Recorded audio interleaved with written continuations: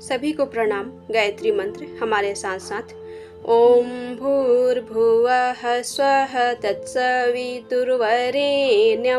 भर्गो देवस्य धीमहि धियो यो नः प्रचोदयात्। पुस्तक हम पढ़ रहे थे रानी दुर्गावती। आज का अध्याय है दलपति शाह से विवाह। दुर्गावती के विवाह की घटना कम रोमांचकारी नहीं है। दलपति शाह एक प्रसिद्ध, वीर और योग्य शासक था। उसके राज्य की सुव्यवस्था ऐसी उत्तम थी और सुरक्षा की दृष्टि से भी उसकी सेना इतनी तैयार और समस्त साधनों से युक्त थी कि मुसलमान शासकों की उस पर आक्रमण करने का कभी साहस नहीं होता था।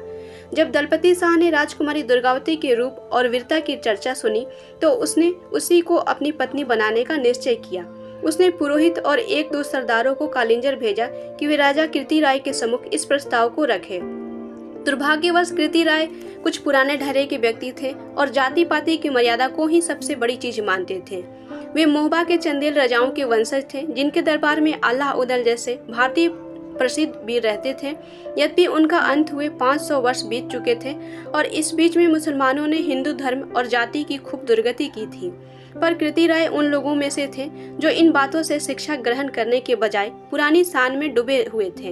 उनको मालूम हुआ कि दलपति शाह उनकी अपेक्षा कुछ नीची श्रेणी का क्षत्रिय है। बस उन्होंने अन्य सब बातों की उपेक्षा करके इस प्रस्ताव को अस्वीकार करते हुए स्पष्ट कह दिया कि हम अपने से निम्न श्रेणी के क्षत्रियों को अपनी पुत्री नहीं दे सकते।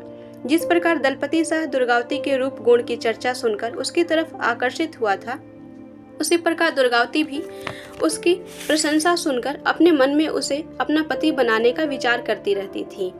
पर उस समय यहाँ के क्षत्रियों की बुद्धि कुछ ऐसी विपरीत हो गई थी कि वे विवाह शादी के अवसर पर प्रायः लड़ाई झगड़ा पैदा कर लेते थे। अलाउद्दीन की कथाएं चाहे जितनी अतिशयोक्तिपूर्ण हो, पर इतना मानना पड़ेगा कि निम्न श्रेणी के होने के कारण अधिकांश राजा उनके साथ अपनी पुत्रियों का विवाह करने को राजी न होते थे और उन्हें लड़कर ही अपनी पत्नियां प्राप्त करनी पड़ती थी। इतना ही क्यों, इतिहास प्रसिद्ध महाराज पृथ्वी राज भी कनौज के राजा जयचंद की पुत्री को स्वयंवर में से बलपूर्वक हरकर लाए थे। इसी के प्रतिकार स्वरूप जयचंद ने विदेशी आक्रमणकारी मोहम्मद गौरी को दिल्ली पर आक्रमण करने के लिए प्रेरित किया था।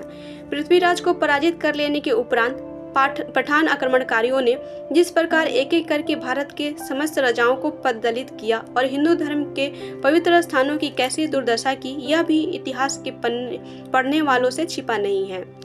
सच पूछा जाए तो भारतवर्ष की पराधीनता का एक बड़ा कारण यहाँ के शासक वर्ग का झूठा अहंकार और जात पात का भेदभाव ही था। इससे उनकी एकता नष्ट हो गई और वे छोटे छोटे टुकड़ों में बंटकर 3-13 हो गए।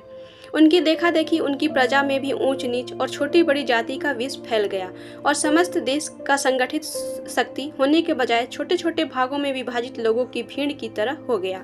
ऐसी दशा देखकर विदेशियों का लार टपकना स्वाभाविक ही था। वे धर्म, सामाजिक आचार विचार, वेश भाषा आदि सब दृष्टियों से एक समान थे और इस आधार पर पूर्णतः संगठित थे। जब उन्होंने देखा कि भारतवर्ष जैसा समृद्ध तथा सब प्रकार के साधनों से संपन्न देश ऐसे असंगठित और आपस में फूट रखने वाले लोगों के अधिकार में है, तो उन्होंने उसे बलपूर्वक छीन लिया। यदि ऐसा न होता तो कोई कारण न था कि कुछ हजार आक्रमणकारी करोड़ों की आबादी वाले देश को कुछ वर्षों में पददलित करके यहाँ अपना शासन स्थापित कर सके। बिहार के कई नगरों के लिए तो इतिहासकारों ने यहाँ तक लिखा है कि बख्तियार खिलजी ने केवल 18 सवारों को लेकर कब्जा कर लिया। कीर्ति राय की अहमन्यतापूर्ण उत्तर को सुनकर दलपति राय को बुरा लगा और उसने एक शक्तिशाली सेना लेकर कालिंजर पर हमला कर दिया। कीर्ति राय भी वीर था, पर दलपति राय उसके मुकाबले नई उम्र का जोशीला व्यक्ति था। उसने 2-4 मुठभेड़ों के बाद ही, जिनमें सैकड़ों वीर मारे गए, कालिंजर पर अधिकार कर लिया।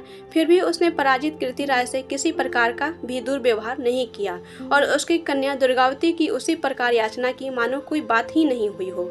उसकी सज्जनता देखकर कीर्ति राय को अपनी करनी पर बड़ा पश्चाताप हुआ और उसने विधि पूर्वक दुर्गावती का विवाह उसके साथ कर दिया। आज का अध्याय समाप्त हुआ। धन्यवाद। ओम शांति।